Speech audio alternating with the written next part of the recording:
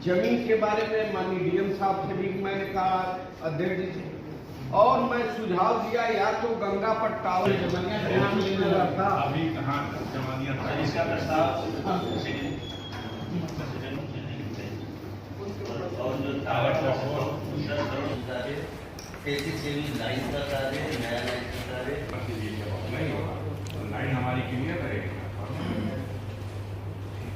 Line आप बना सकते हैं, 440 पे तो ला सकते हैं, जब आप कहीं भी बना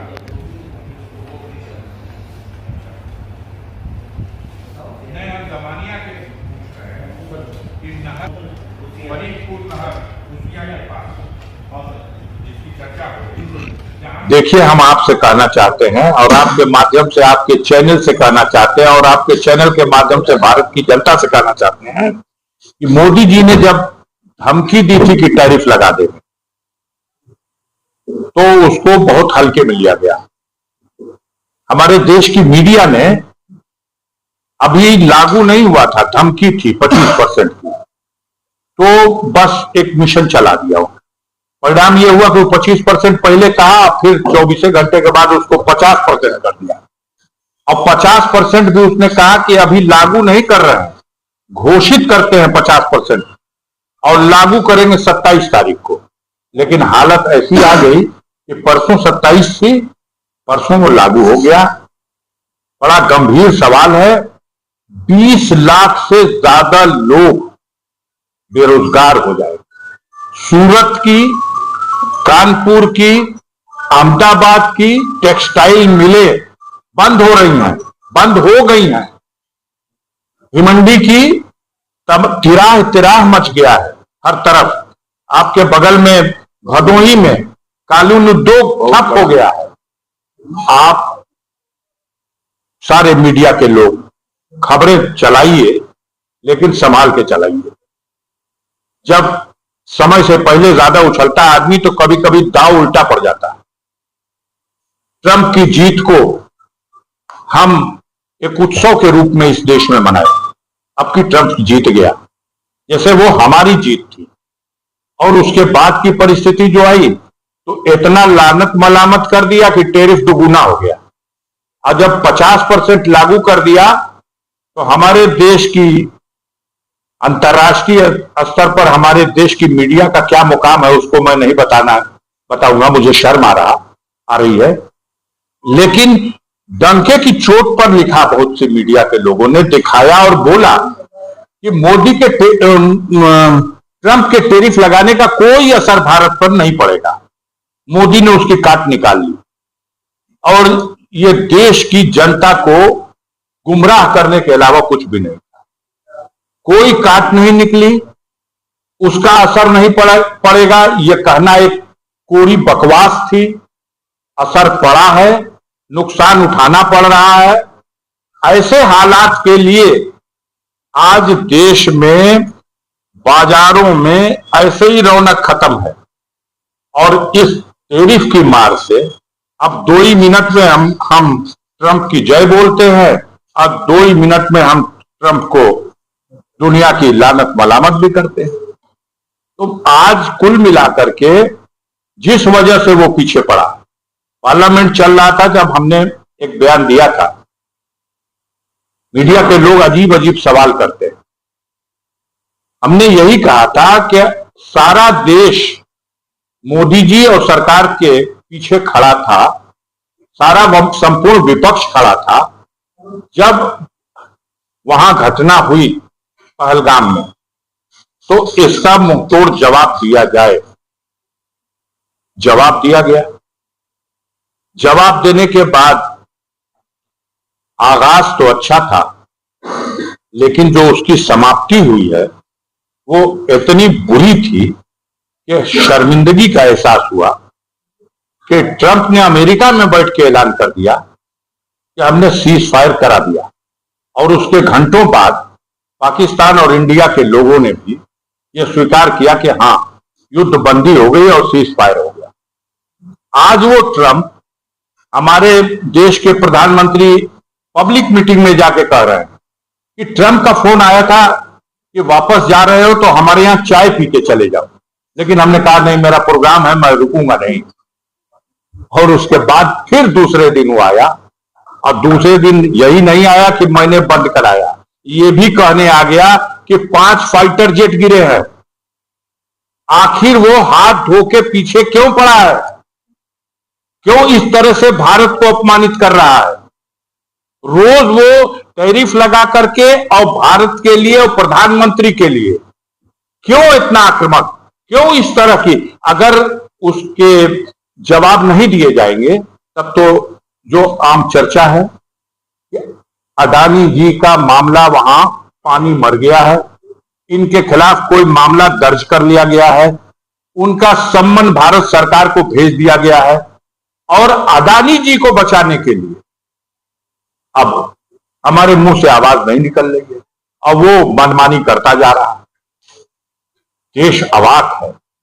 आज ट्रंप ने जो रोल प्ले किया, एक दिन तो पगलाना तो यहां तक बोल दिया कि पाकिस्तान में तेल मिल गया है और हमने उससे एग्रीमेंट कर लिया, और आने वाले दिनों में कौन ठीक है कि भारत को भी तेल खरीदना पड़े पाकिस्तान से।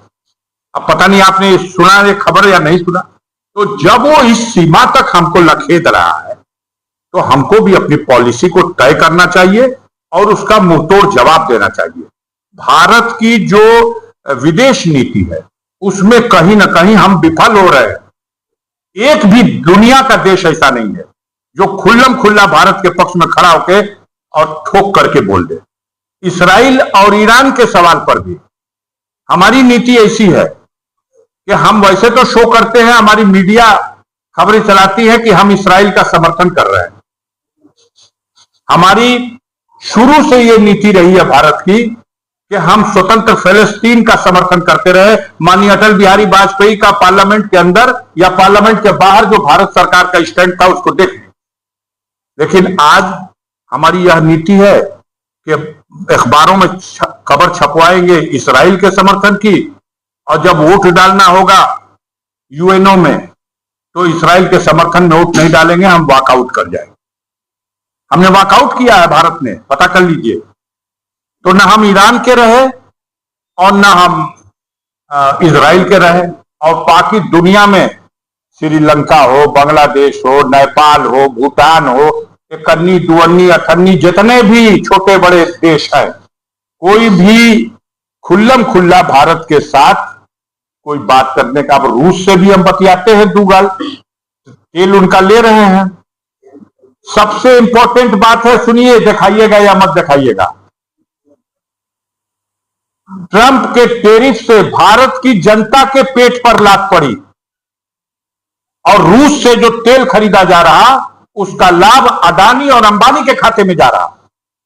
वो भारत सरकार को उसका लाभ नहीं मिल रहा, भारत की जनता को उसका लाभ नहीं मिल रहा। हम सस्ता तेल अडानी और अंबानी को दिला रहे हैं। विषय यहां आकर के खड़ा है।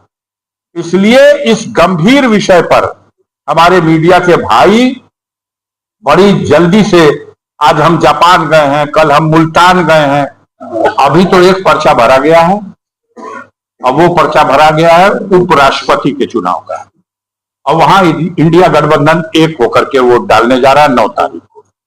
इतना तो हमको मालूम है, बाकी अभी खबर है नहीं। आप लोग जन्म दे रहे हैं तो उस पर सवाल आप ही करिए, जवाब आप ही के पास है, हम क्या दें।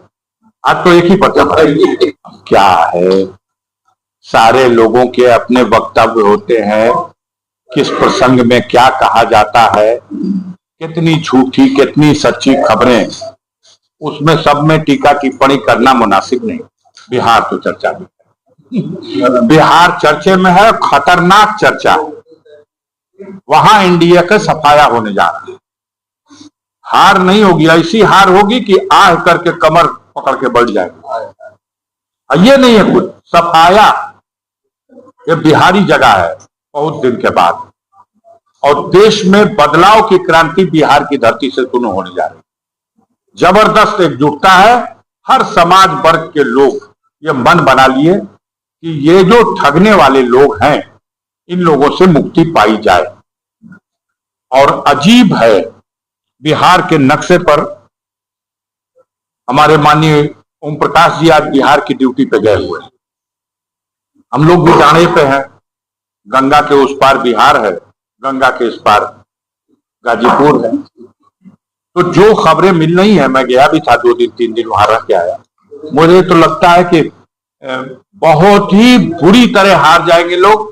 जो वर्तमान मुख्यमंत्री हैं वो प्रशांत किशोर की जो नई पार्टी अस्तित्व में आई है उसको जो सदस्यों के विनिंग गिनती होगी उससे भी कम होंगे, ये आप मिला लीजिएगा।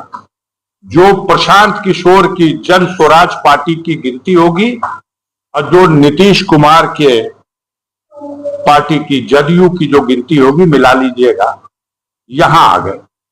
बिहार में नीतीश कुमार ने घोषणा किया प्रत्येक परिवार की एक महिला को 10,000 रुपए का लाभ दिया जाएगा। दिया जाए, क्या ये चुनावी समय बीत गया, अब कितनों लॉलीपॉप खिलाइए, इस बार बिहारी जग गया है। और एक बिहारी 10 पर भारी। ये लोग जाके कितनों सब्ज बाग दिखाएं, उनको गुजराती मॉडल पसंद नहीं है। उनका कहना है कानून व्यवस्था बिल्कुल ध्वस्त हो चुकी है, जंगल राज स्थापित है। बिहार की जनता का मानना है कि बिहार ही वो प्रांत है जहां गुजरात के ठेकेदारों ने जितने पुल बनाए, 21 पुल तो गिर गए। अब बताइए विकास हो रहा है या मजाक हो रहा है? ठेकेदारों की कमाई का साधन बना हुआ है और अब पूरे भारत में बेचैनी बहुत बढ़ गई है। आप उत्तर प्रदेश के ग्राफ में देख लीजिए, कल ही मैं देख रहा था, अब तो सब सर्वे शुरू हो गया। आज की डेट में अगर सब मान के चल रहा कि चुनाव करा दिया जाए तो उत्तर प्रदेश में बम्पर बहुमत के साथ माननीय अखिलेश यादव के नेतृत्व में समाजवादी पार्टी के और इंडिया गठबंधन की सरकार बनने की पूरी संभावना है। त्राह त्राह मचा हुआ है।